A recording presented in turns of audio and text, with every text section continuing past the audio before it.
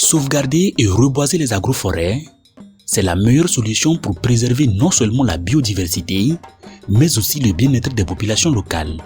Le vendredi 27 mai 2022, à l'Université de Lomé, Dr Diwa Oyetunde, chargé du bureau de l'Organisation des Nations Unies pour l'alimentation et l'agriculture, FAO, au Togo, a soutenu sa thèse de doctorat avec mention très honorable sur l'importance écologique et économique des agroforêts à Kakaoyé, au Togo.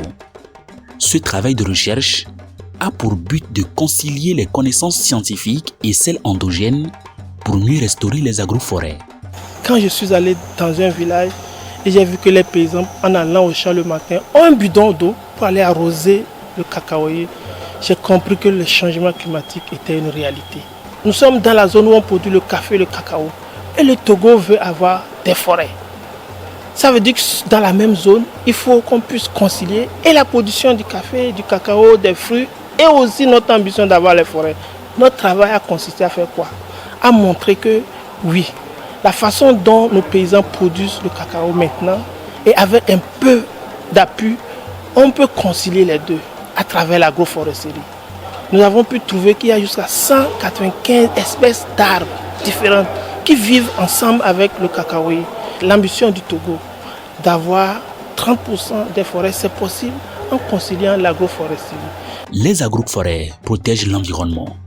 Elles sont aussi source d'alimentation et d'activités sociales pour les populations rurales.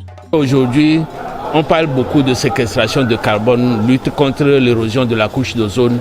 Et je pense que ces espèces-là dont il a parlé, qui forment les agroforêts, c'est de savoir laquelle ou lesquelles séquestrent le mieux le carbone dans la zone pour pouvoir faire la promotion de ces espèces-là, toujours en agroforesterie. Autre aspect, dans ces forêts-là, on fait beaucoup de récoltes d'escargots, on fait beaucoup de récoltes de champignons, on fait beaucoup de récoltes de miel sauvage.